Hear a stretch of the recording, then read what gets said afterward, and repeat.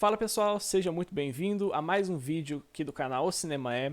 E dessa vez, hoje uma entrevista com o Gesiel Bueno, um cineasta e crítico de cinema, que escreve para vários sites e participa também de vários podcasts relacionados à sétima arte, à cultura pop no geral.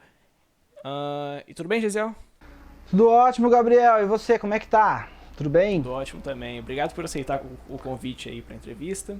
Eu que agradeço pelo convite, é uma honra e um prazer estar com vocês aí gravando esse vídeo, falando sobre esse assunto que eu amo, que é a sétima arte, né?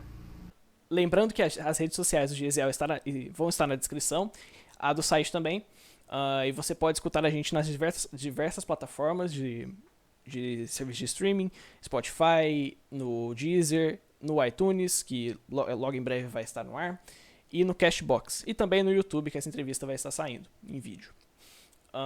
O canal do Gesiel também vai estar aqui na descrição, para você acompanhar todo o trabalho dele como cineasta. Ele produz vários curtas, longas metragens e médias metragens também, e é um conteúdo muito bacana, de alta qualidade. Bom, Gesiel, muito obrigado aí. Aqui... Muito obrigado pelo alta qualidade. É de alta qualidade mesmo, e não estou mentindo. É um ótimo produto que você produz. Muito obrigado, muito obrigado. Me esforço para isso. Eu queria começar perguntando para você como é que começou a sua história aí com o cinema, com a sétima arte no geral, como que o audiovisual entrou na sua vida. Desde muito novinho, eu sempre fui muito ligado às artes, né? Então eu ficava muito tempo sozinho em casa, meu tempo eu gastava lendo livros, lendo histórias em quadrinhos. Eu aprendi a desenhar muito cedo, então eu desenhava as minhas próprias histórias em quadrinhos, os meus mangás. Eu lia muito mangá, eu assistia muito desenho e eu assistia muitos filmes. E eu sempre fui muito fascinado pela arte de contar histórias. Então eu assistia filmes e eu queria reproduzir o que eu via nos filmes, só que do meu jeito. Então eu não esqueço quando assisti pela primeira vez O Exterminador do Futuro 2, e eu queria criar alguma coisa em cima daquilo, e eu criei a minha própria história, que era uma coisa totalmente maluca, de ciborgues e robôs e ficção e tal. Eu escrevi e desenhei, porque eu criava as minhas próprias histórias em quadrinhos, e depois eu grampeava e levava na escola para os meus colegas lerem as histórias em quadrinhos, e meus amigos mandavam as críticas. Então isso já estava latente dentro de mim desde muito cedo. Então quando eu cheguei na adolescência, eu comecei a escrever meus contos, eu tinha já os meus objetivos de escrever meus livros e tudo mais. E aí, conforme eu fui ficando mais adulto, eu percebi que a minha área era cinema. Porque com o cinema eu consigo desenvolver todas as áreas que eu mais amo. Eu gosto muito de desenhar. No cinema eu posso desenhar, posso projetar. Eu gosto muito de contar histórias, criar os meus próprios textos, os meus roteiros, os meus contos, os meus romances, né, os meus livros. E no cinema eu tenho a oportunidade de trabalhar roteiros. Então eu sempre tive esse fascínio por contar histórias. E aí, conforme eu fui ficando mais adulto, eu resolvi que a minha área era cinema, porque é onde eu consigo misturar todas essas coisas que eu gosto em uma arte só, que é o cinema. Então eu fui fazer faculdade de artes, né? Eu sou formado em licenciatura em artes visuais. E na faculdade, em 2009, foi quando eu gravei o meu primeiro filme curta-metragem. Com uma câmerazinha daquelas de bolso, super simples, eu não sabia editar, fui aprender a editar. Meu primeiro software de edição foi o Sony Vegas, que na época era da Sony. Foi quando eu comecei a dar os primeiros passinhos ali na fotografia,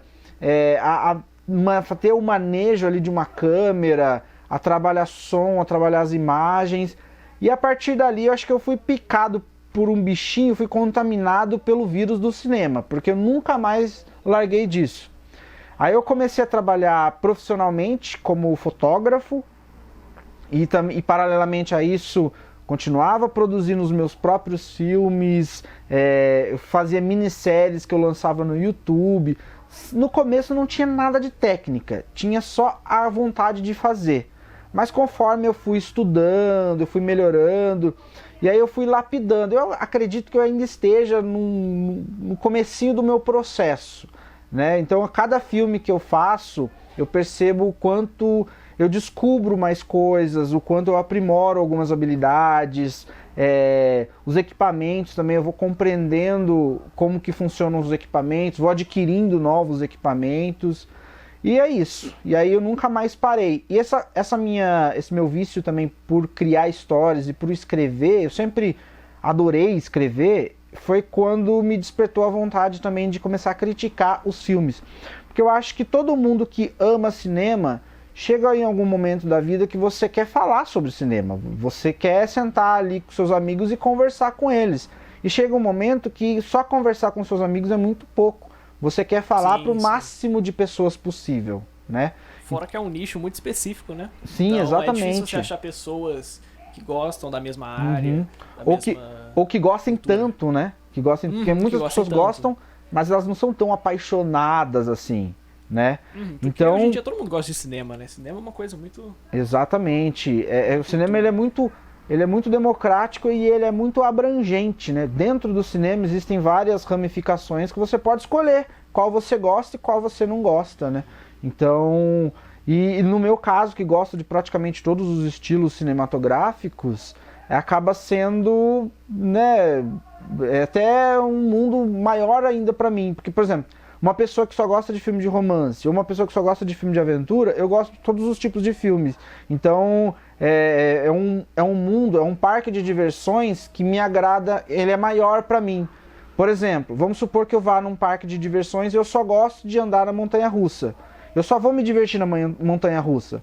Agora imagina uma pessoa que chega no parque e ele gosta de todos os brinquedos. O parque é até maior para ele. É um local com mais prazeres, mais diversões, né?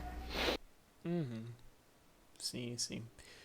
E um ponto que você falou, você fez faculdade, né, de audiovisual, de licenciatura, e muitas pessoas elas se perguntam, pesquisam muito na internet, e tem bastante dessa dúvida hoje em dia, que é sobre se realmente é necessário fazer uma faculdade sobre esse tema, sobre o audiovisual, se você realmente precisa de um diploma para trabalhar com isso. O que você acha? A faculdade te ajudou? A faculdade te auxiliou em alguma coisa? Ou você aprendeu as coisas mais à parte? Como é que foi o aprendizado? Cara, ainda mais hoje, porque antigamente trabalhar com cinema era uma coisa muito elitista, porque só trabalhava com cinema as pessoas que tinham dinheiro para comprar equipamento, então as câmeras eram muito caras e tudo mais. Hoje em dia, não. Hoje em dia nós vivemos numa situação, numa época em que é muito fácil você se inserir no mundo do audiovisual. Com o celular você já consegue gravar várias coisas de altíssima qualidade. Então, eu acredito que não necessariamente você precisa de uma faculdade para começar a trabalhar com o audiovisual. Você precisa do querer, da vontade, do querer ser um profissional de audiovisual. A partir da hora que você quer e você tem a paixão e você tem a disponibilidade de se sacrificar, de se esforçar em prol desse objetivo, você consegue. No meu caso, a minha faculdade, os meus professores, eles falavam um pouquíssimo sobre audiovisual. E quando falava de audiovisual, era um tipo muito específico de audiovisual. Não era o audiovisual que eu gostava, vamos dizer assim.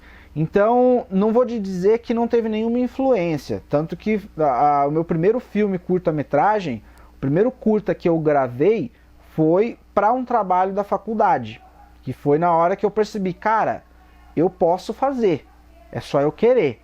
Então, no meu caso, a faculdade foi meio que o pontapé inicial para eu querer começar. Porém, eu aprendi tudo o que eu precisava aprender sobre storytelling, sobre roteiro, sobre direção de fotografia, sobre edição. Tudo isso e várias outras coisas ligadas ao audiovisual, eu aprendi fora da faculdade. Foi assistindo videoaulas, participando de workshops, assistindo muita coisa e tentando reproduzir. Então eu assisto um filme e aquele filme me mexe comigo de alguma forma, eu fico querendo criar alguma coisa inspirado naquela obra. Então isso é uma constante troca, né? Um constante estímulo. Tudo que eu assisto buscando inspiração para poder produzir. Então a faculdade, no meu caso, ela teve uma influência muito importante no quesito de começar, mas no quesito da vivência audiovisual, da vivência no cinema, foi realmente de acordo com a minha experiência fora da faculdade. Então eu acredito que a faculdade, ela é uma coisa muito boa. Se você tiver a oportunidade de fazer uma faculdade de cinema, fazer um curso profissionalizante de roteiro ou algo assim, faça. Se você não tem essa oportunidade, faça o cinema assim mesmo, porque isso não é o que vai te definir se você vai ser um profissional ou não. E quando você analisa os grandes nomes no audiovisual, você não chega no cara e pergunta: qual faculdade de cinema você fez? Qual faculdade de audiovisual você fez? Não, você pergunta pelo portfólio dele. Então, se você pegar grandes cineastas, por exemplo, se eu não me engano, o Steven Spielberg, ele foi fazer faculdade de cinema com 60 anos. Ele já tinha, a maior parte da filmografia dele já existia para o grande público, e foi quando ele sentiu a necessidade de fazer uma faculdade de cinema. Os grandes diretores mesmo, a maioria, assim, dos mais antigos, acho que nem existia faculdade de cinema nessa época. Não existia. Era uma coisa muito... E foram eles que moldaram a grade da faculdade de cinema que nós conhecemos hoje, né? Exatamente. E você disse aí sobre gravar com celular, gravar com o que você realmente tem em mãos, né? Você não precisa comprar equipamentos. Isso é bem legal, que você percebe que vários diretores que hoje em dia são consagrados, como por exemplo o Nolan, o primeiro curta-metragem dele foi feito com a câmera de um iPhone, se eu não me engano. Nossa, então, disso eu não sabia. É impressionante como é que os caras eles conseguem... Na verdade, qualquer um pega o celular, consegue gravar alguma coisa. É bem legal como a tecnologia evolui tanto que você não precisa comprar um equipamento caro, investir. E realmente, como você falou, é só ter força de vontade de fazer. É querer fazer, né? A vontade de fazer, que é o que motiva a gente a produzir. Assim, eu produzo sempre que eu posso, pela paixão de fazer, porque me dá prazer. É uma coisa que eu amo demais fazer, que eu gosto de experimentar. Eu prefiro 1000 vezes passar um final de semana num set de gravações filmando. É muito mais divertido para mim do que, por exemplo, ir a uma balada, por exemplo. Bom, agora que você falou, né, de sempre estar trabalhando com cinema, sempre estar se mexendo, nunca ficar parado, eu queria entrar agora no assunto sobre o seu curta-metragem que você fez na quarentena. Sim. O Invasor era o seguinte: durante a quarentena, enquanto muitas pessoas estavam no tédio, estavam presas em casa sem ter o que fazer, eu estava trabalhando muito, porque eu sou servidor público e no meu serviço nós somos considerados como um serviço essencial, então nós não paramos de trabalhar, apesar de que nós fizemos um revezamento e grande parte do período da semana eu fazia trabalho de home office. Apesar disso, na verdade, a minha renda, eu tenho 2 rendas, que é uma como meu cargo de servidor público e a segunda renda é como meu trabalho de fotógrafo e de filmmaker, né? Então, e como editor também, eu acabo fazendo vários trabalhos como editor de vídeos, enfim. Esse tipo de trabalho, como as pessoas não podiam sair de casa, começou uma demanda muito grande, porque as empresas elas precisam investir no delivery. Então eu estava trabalhando muito, estava com bastante, gastando muito tempo trabalhando, né? Porque eu precisava pagar minhas contas. E fora isso, estou envolvido em 2 projetos que eu precisava produzir os roteiros, e não são roteiros fáceis de fazer.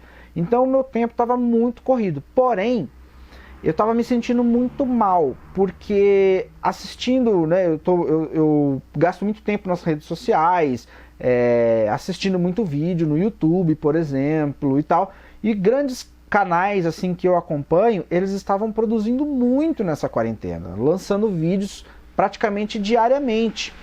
E eu não tinha produzido nada. E aí isso começou a me incomodar.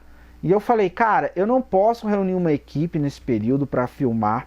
Eu não posso ficar saindo de casa. Era na época do grande surto, assim, que ninguém podia nem sair de casa. No começo de abril, né? Exatamente.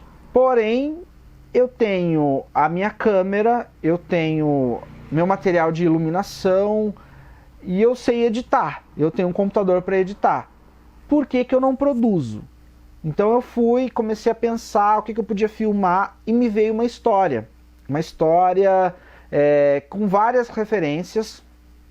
Referências a H.P. Lovecraft, referências à Atividade Paranormal e vários outros filmes. Esse eu percebi, essa referência sobre Atividade Paranormal.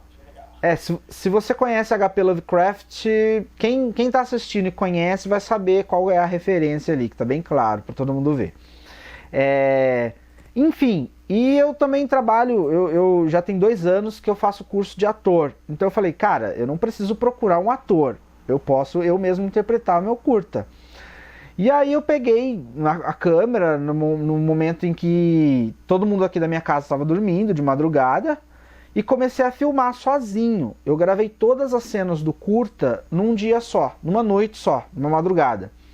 E gravei sozinho, né? Fiz ali, colocava... acho que tem 1 ou 2 cenas que tem um probleminha de foco, porque às vezes é realmente muito complicado, porque eu colocava um iluminador num tripé para ele ficar na minha altura, fechava o foco, tirava esse iluminador e usava ele na cena, porque ele precisava me iluminar também. E aí eu tinha que ficar na exata posição que eu havia colocado ele. Então isso é muito complexo, isso é muito difícil de fazer. E aí eu ia lá, entrava na cena, dava play na câmera e começava a atuar. Isso em todos os ângulos, né? Aí teve alguns momentos do filme que, inclusive, o grande começo, assim, a maior parte do filme, que eu resolvi fazer em primeira pessoa. Por quê? Porque em primeira pessoa, além de eu conseguir causar ali as sensações que eu queria no público, que era fazer um filme mais imersivo, eu conseguia eu mesmo filmar, porque era como se fosse a visão do meu personagem. Então eu caminhava e ia filmando, eu usando uma lanterninha ali para iluminar a cena e tudo mais.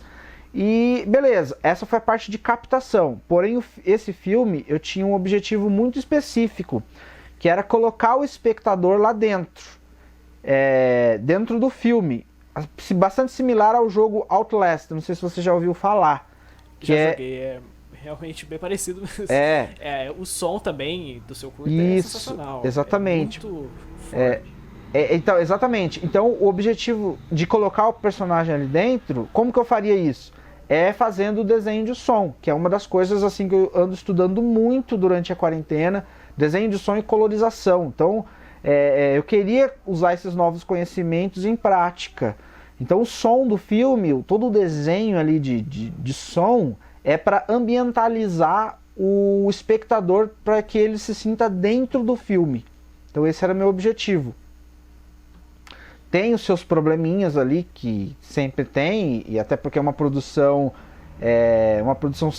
sem recursos, e também eu gravei sozinho, isso como eu te falei, são várias problemáticas, mas eu fiquei muito feliz com o resultado.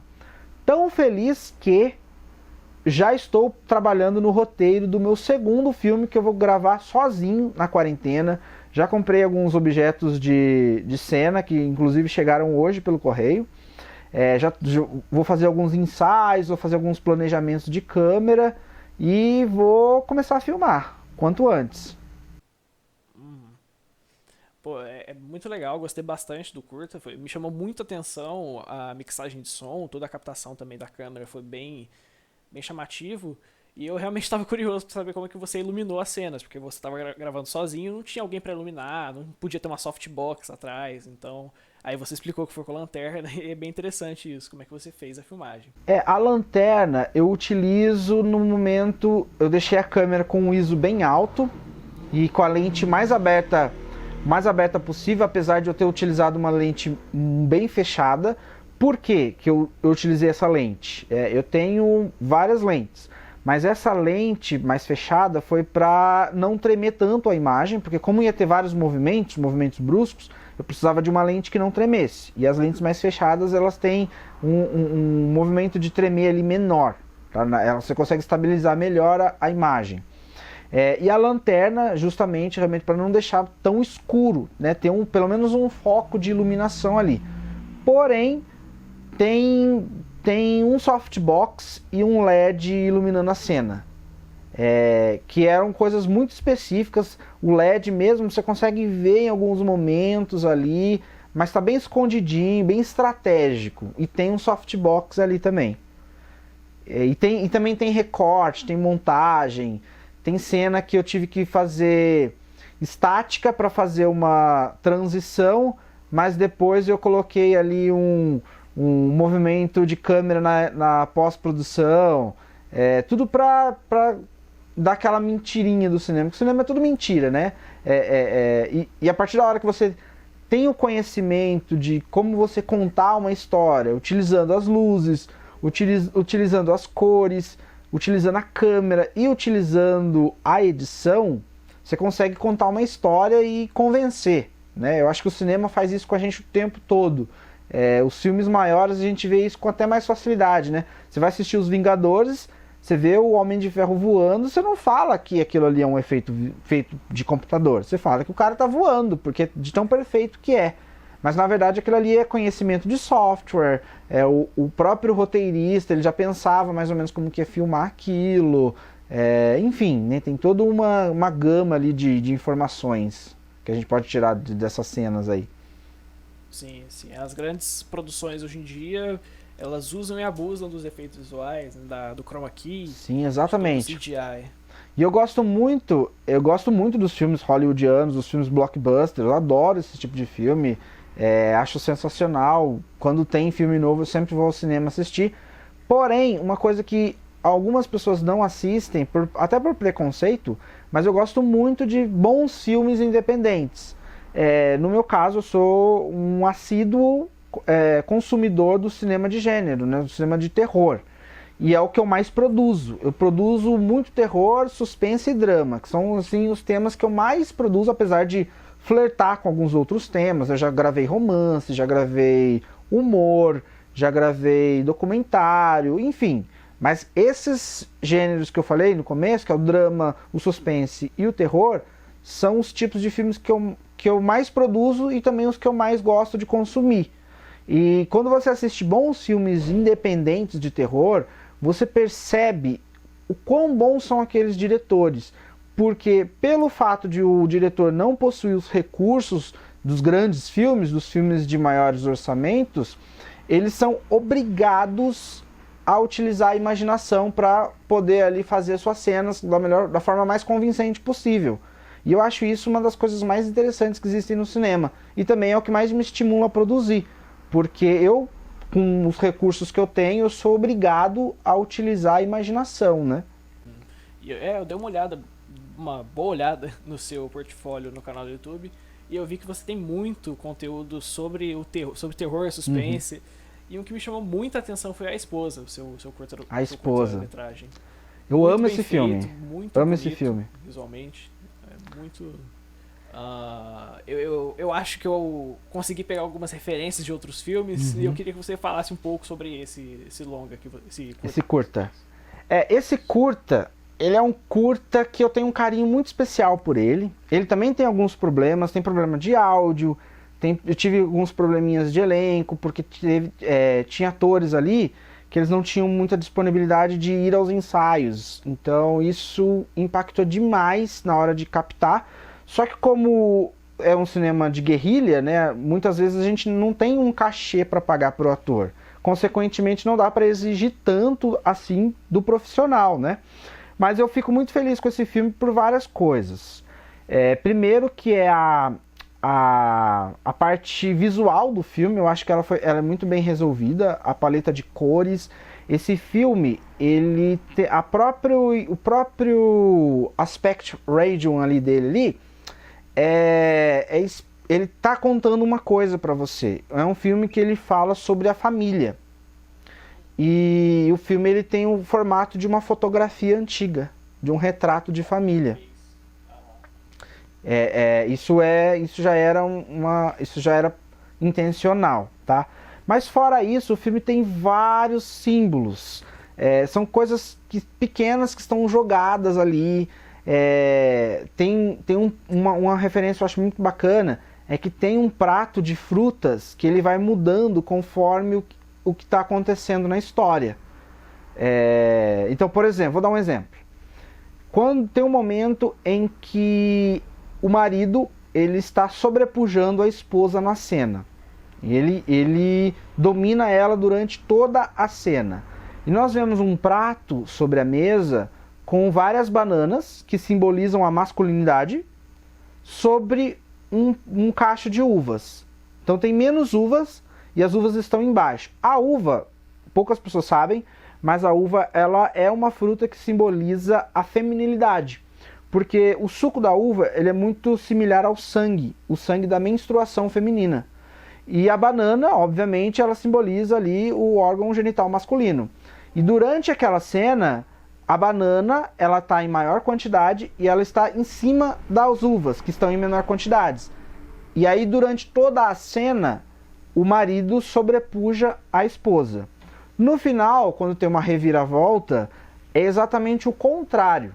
Nós vemos as bananas fatiadas e tem muito mais uvas em cima das bananas. Que quando você vê aquele filme, esse frame, você só vê que é um prato de frutas, mas no seu subconsciente tem uma informação que está sendo ali reforçada. Você reforça a mensagem que o filme quer passar. Então no final, quem assistiu o filme já sabe o que vai acontecer, mas a gente vê ali a banana completamente fatiada, espalhada pelo prato, e em cima das bananas várias uvas. Então a mulher naquele momento ela está sobrepujando o marido, o homem, né? Eu gostei bastante, né, que você falou sobre esse curta, A Esposa. E essa coisa da mise-en-scène, de deixar as coisas no cenário e todas essas referências que você coloca dentro da cena, só que uma coisa bem mais sutil, né? Um foco menor. Eu gostei bastante disso e percebe que o cinema de guerrilha, esse cinema mais autoral e com baixo orçamento, consegue ainda trazer um bom significado e uma boa história para se contar. Exatamente. E uma característica que eu gosto de colocar nos meus filmes, principalmente esses filmes maiores, que eu consigo colocar mais símbolos ali, é produzir filmes que você se divirta assistindo o filme pela segunda vez. Então eu acho que a primeira vez do filme é para você entrar na trama e ser surpreendido ou não, né? Porque muita gente consegue adivinhar ali o plot twist e tal, mas é você meio que entender a trama e se surpreender com o plot twist. E se você assistir os meus filmes de novo, você vai ter um novo significado, porque o filme ele tem informações que você percebe assistindo pela segunda vez. Então isso é uma das coisas que eu gosto muito de colocar nos meus filmes. Então se você pegar para assistir A Esposa, se você pegar para assistir O Amuleto de Lemúria, O Apartamento 74, Origami, são filmes que eu escrevi e logo no roteiro já tinha alguns símbolos que eu queria brincar ali com as imagens, né? Justamente para isso, para que quando o espectador assista pela segunda vez, ele entenda o filme de uma nova maneira. Eu gosto muito de filmes simples, de filmes com premissas simples, filmes apenas com o objetivo de entreter. Esses filmes me divertem muito. Porém, os filmes que mais mexem comigo são aqueles filmes que a gente senta na roda de conversa e consegue falar durante horas sobre os filmes. E geralmente esses filmes que a gente fica conversando muito sobre eles, que a gente fica destrinchando as coisas, são filmes mais simbólicos. Então eu gosto de tentar sempre buscar um meio termo. Escrever filmes e produzir filmes que eles sirvam ao grande público, que busca pelo simples entretenimento, porque também filme só cabeça, que não tem nada de entretenimento, não me atrai muito também. Então eu gosto de buscar sempre um meio termo, de um filme que divirta o público que só quer se divertir, mas que também faça o público mais exigente refletir acerca do que está sendo contado naquela história. Então eu gosto muito desse tipo de filme, eu gosto muito de assistir esse tipo de filmes, e como realizador, esse é o meu tipo preferido de filmes, o tipo preferido de filmes que eu gosto de produzir. que eu gosto de escrever, que eu gosto de filmar, que eu gosto de editar, porque muita coisa também acontece na edição, a montagem é uma das partes mais importantes dos filmes, e eu que geralmente monto eu escrevo o filme, faço a direção de fotografia e edito os filmes. Então, mesmo projetos que não são meus, geralmente eu assumo essas 3 funções. Então, é meio que uma jogada até um pouco mais fácil assim para mim. Fácil entre aspas, né? Porque é muito trabalho. Mas eu consigo, quando eu estou escrevendo o roteiro, eu já penso na montagem. E geralmente não é assim que funciona, né? Muitas vezes a gente tem o roteiro, o diretor grava esse roteiro e o montador ele vai criar alguma coisa em cima daquilo, né? Então, no meu caso, eu já penso na montagem logo no roteiro, o que não aconteceria se eu estivesse trabalhando para um grande estúdio, né? Eu faria uma dessas funções. Ou eu escreveria o roteiro, e aí o diretor e o montador fariam o que quisessem com ele, ou eu dirigiria o filme, né, produziria o filme, ou eu iria fazer a montagem desse filme. No meu caso, eu faço as 3. Isso é complexo, porque dá muito trabalho, mas é bastante gratificante porque o filme ele atinge o objetivo que eu pensei desde o começo. Imagina você escreve um roteiro que você tem um objetivo de uma mensagem para passar, mas o diretor ele teve uma outra interpretação e o filme pronto, que isso é uma das coisas mais comuns que acontecem, o filme pronto não tem nada a ver com o roteiro original. Então, isso é uma característica do cinema como indústria, mas é uma característica benéfica para diretores independentes do cinema de guerrilha como eu, né? A gente pensa no filme e o filme ele fica, o resultado final ele fica bem próximo, não exatamente igual, porque muita coisa acontece nesse caminho, mas ele fica bastante próximo do que eu imaginei ali logo no começo. Ah, sim. E eu vi também que eu gostei dos seus argumentos aí sobre do seu ponto de vista sobre toda essa parte do cinema, e realmente acontece muito, né? Tipo, do diretor, ele acaba sendo cortado pelo estúdio e acabam impondo outras ideias no roteiro dele que talvez não façam tanto sentido, né? O que aconteceu no Liga da Justiça, por exemplo, que agora vai sair um novo corte do diretor. Exatamente.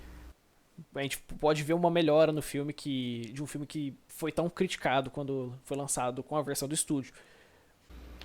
Existem muitos casos em que é porque a indústria hollywoodiana ela visa o dinheiro, né? Então o estúdio ele não faz filme só para agradar o público, ele faz filme pelo lucro que o filme proporciona, né?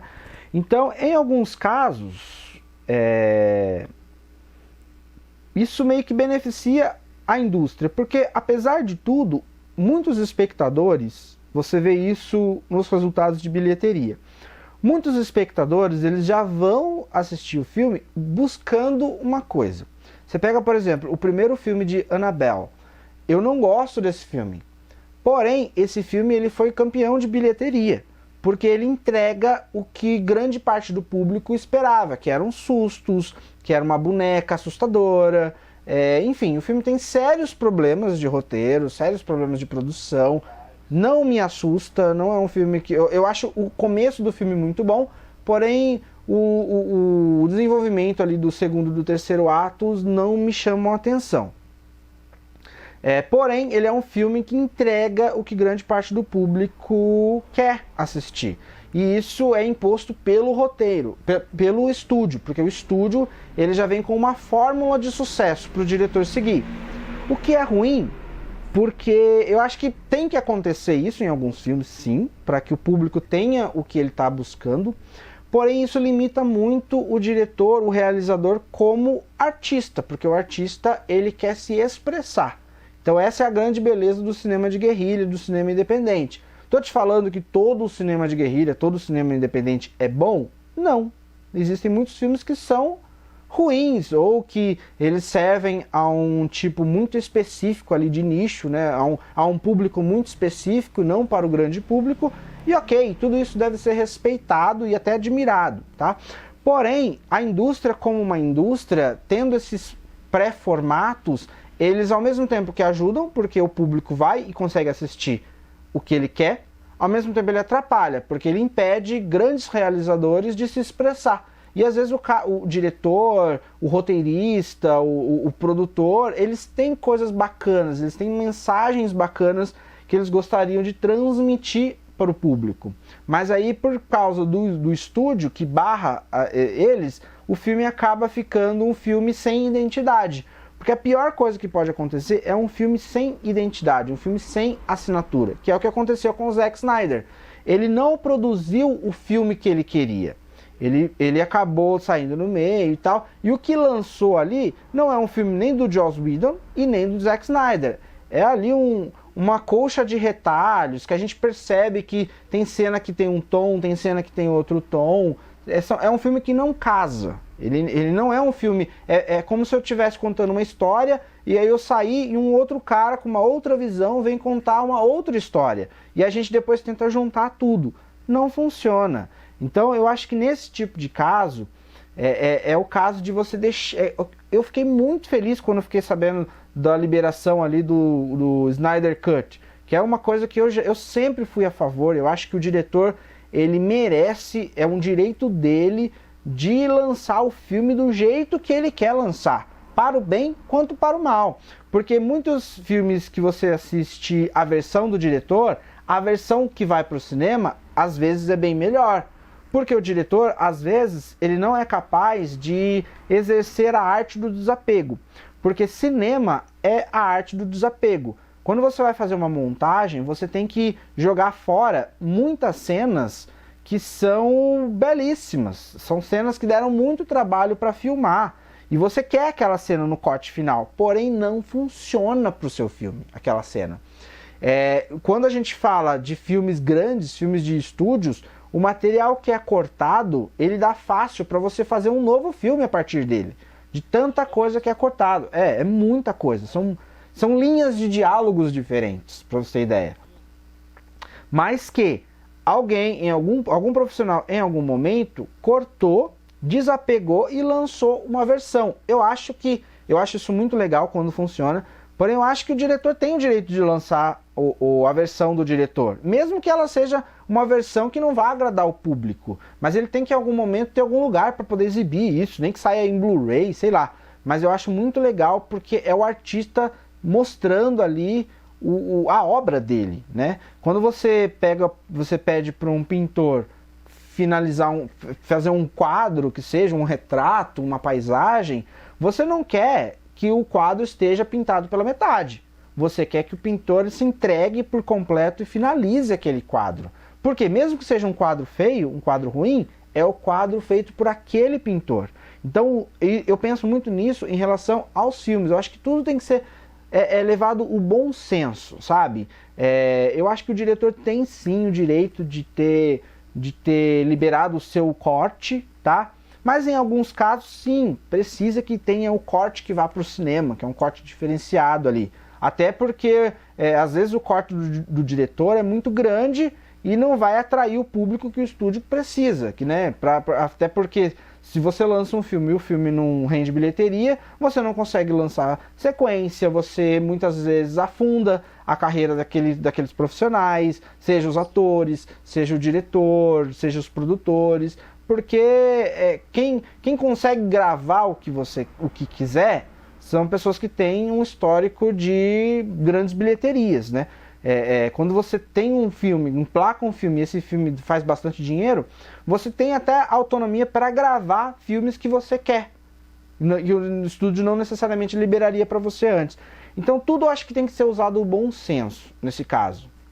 É o que acontece com algumas produtoras que, felizmente, elas até liberam os diretores para ter a liberdade criativa que eles quiserem.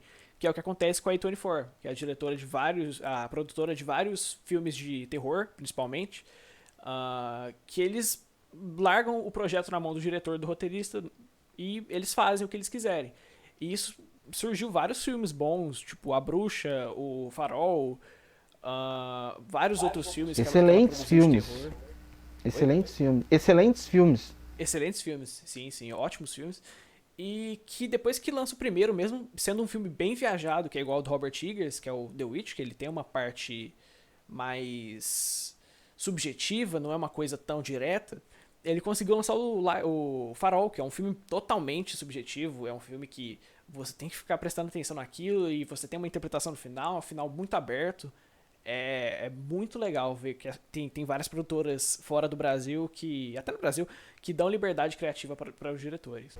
Exatamente, isso é muito legal de ver. Quem ganha é o público, né? Eu acho que tanto filmes editados pelo estúdio, eles são importantes, porque nós crescemos assistindo esses filmes, mas a gente não pode existir essa censura para os realizadores. Eu acho que sempre tem que ter projetos, nem que seja cinema de guerrilha mesmo, projetos menores, mas que o diretor faça o que ele quiser ali, porque quem ganha é o público, né? Eu acho que ninguém quer comer tomate todo dia. A gente quer comer tomate, a gente quer comer abobrinha, a gente quer comer brócolis.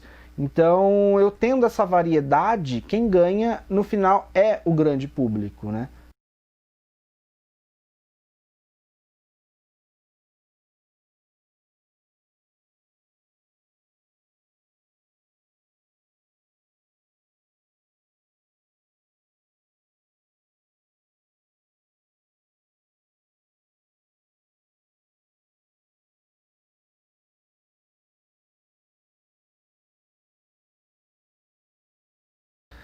Exatamente. Eu vou focar mais no cinema de gênero, para responder essa pergunta. O cinema de gênero brasileiro. O cinema de gênero brasileiro ele foi muito massacrado durante vários anos, apesar de ele ter uma origem muito promissora. Se a gente analisar os filmes do José Mojica, né, o Zé do Caixão, ele foi um dos precursores do cinema brasileiro de terror, mas não só isso, ele foi um dos precursores do cinema de assinatura.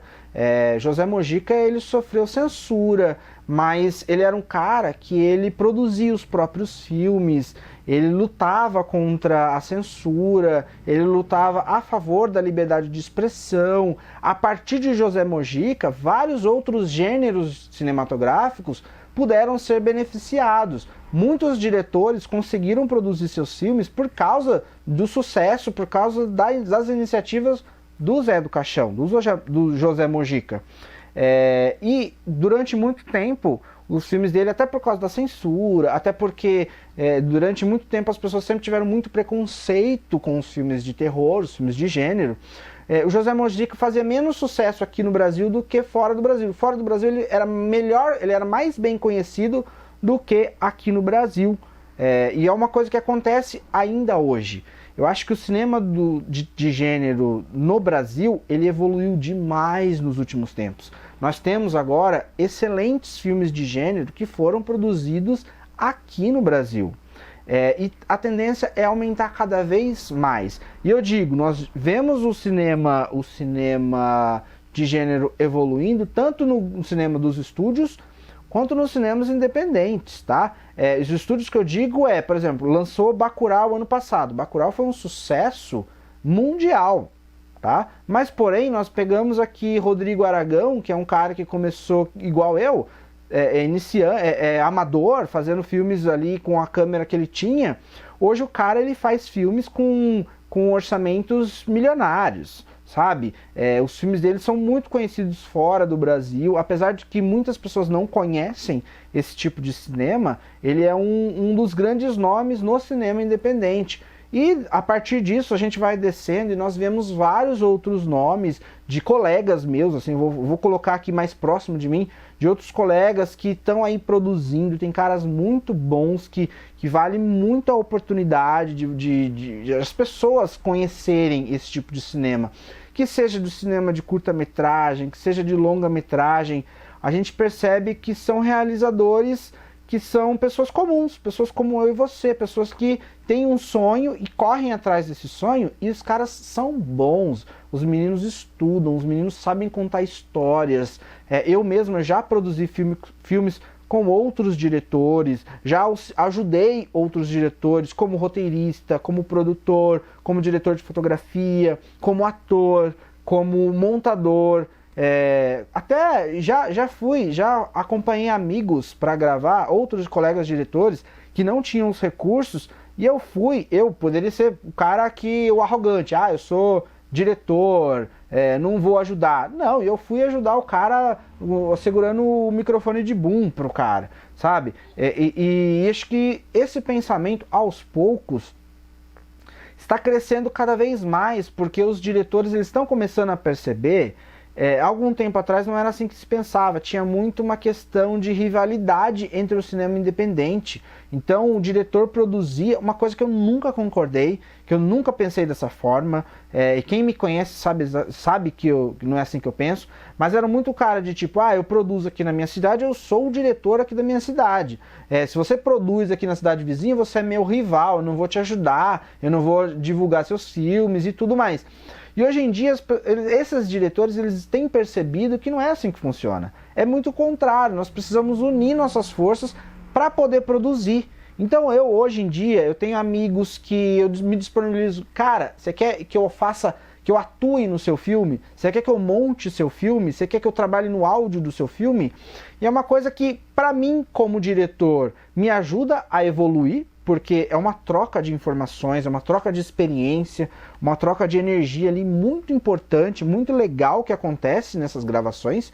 E ao mesmo tempo, quando eu precisar, esses outros diretores também vão me ajudar. Então eu deixo de ser um cara lutando contra o mundo, e agora são 5 diretores lutando contra o mundo, daqui a pouco são 15 diretores, e dessa forma, é como eu vejo, dessa forma lutando em prol de direitos de aprovação de edital, a diminuição de burocracia de edital, porque hoje em dia os editais cinematográficos, né, o recurso que os órgãos públicos disponibilizam para que os pequenos realizadores possam produzir seus filmes, além de serem recursos muito baixos, são recursos muito burocráticos. Então, geralmente, quem ganha esses recursos são realizadores, muitas vezes, que eles têm toda uma equipe para poder correr atrás dos editais. Então, quem ganha já é o cara que pode produzir seus próprios filmes. E o cara que não tem dinheiro para produzir, ele não ganha. Porque ele é o cara que está ali virando a noite produzindo roteiro, é o cara que está montando o seu próprio filme. Eu não tenho tempo de pegar um edital, ficar lendo, destrinchando o edital para poder produzir meus filmes. Eu vou lá, custeio meus próprios filmes e faço. Só que eu faço até um limite. Porque chega um momento em que nós precisamos realmente dos recursos, né? Então eu acho que quando quanto mais diretores começarem a pensar, ao invés de pensarem em unidade, individualmente, começarem a pensar em um todo, né, em um coletivo, é a hora em que nós fortalecemos o cinema de gênero brasileiro, e a hora que o próprio cinema de gênero brasileiro enriquece e começa a ficar cada vez maior.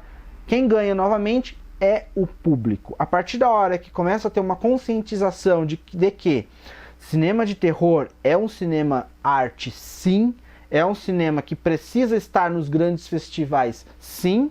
Se você pegar, hoje em dia, não desmerecendo o gênero de humor, que é extremamente poderoso, mas se você pegar hoje em dia os filmes mais expressivos que a gente pode considerar assim,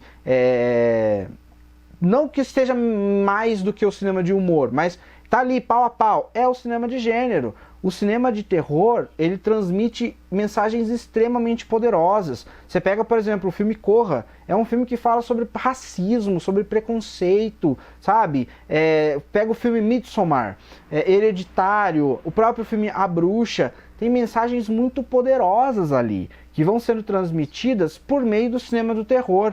O cinema do terror é muito poderoso porque o medo, ele é um sentimento visceral para o ser humano. E utilizando a ferramenta do medo para passar mensagens, você entra dentro ali desse seu espectador e transforma a vida dele.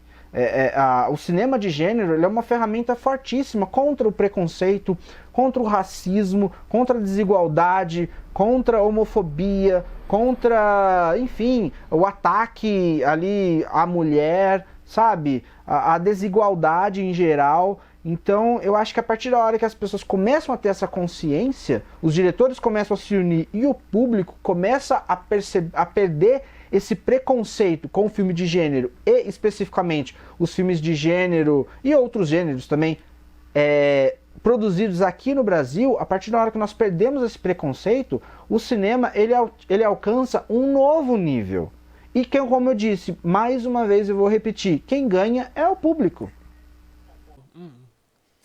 E é exatamente isso, é o que você disse. É o que a comédia fez no passado, de criticar, de mostrar o que estava acontecendo, hoje o terror faz, né? Mostra como o Exatamente. racismo, essas coisas acontecem nas produções, né? E é muito interessante isso, ver que filmes hoje em dia estão ganhando muito espaço em festivais e também para o público no geral.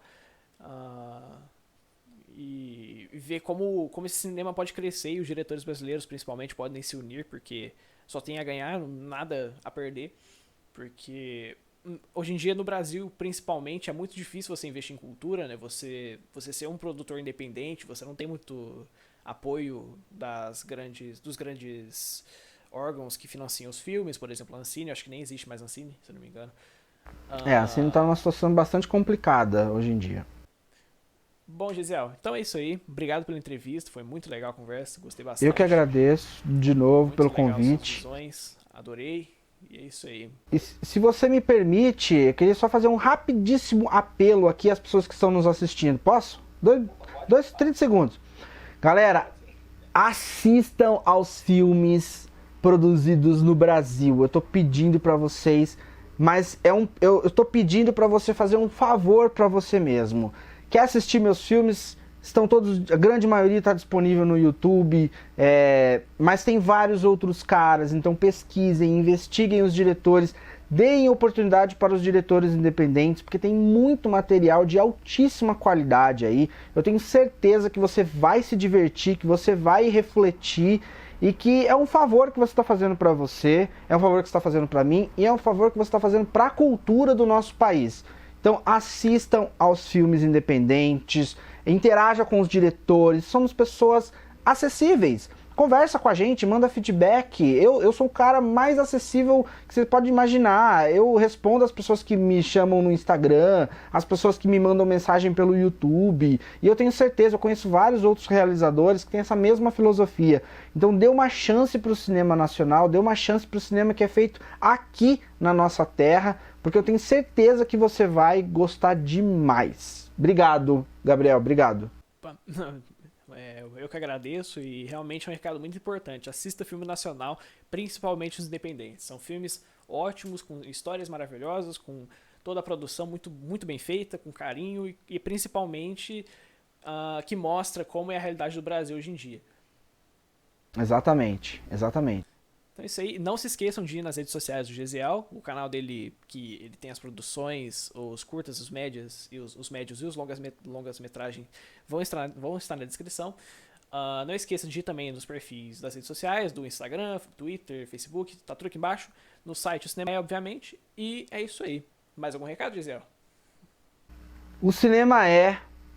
Frequentem esse site porque tem um material de altíssima qualidade que eu tenho certeza que você vai gostar ali seja qual for o seu gênero, o que você mais gosta. Eu tenho certeza que você vai encontrar muita coisa legal.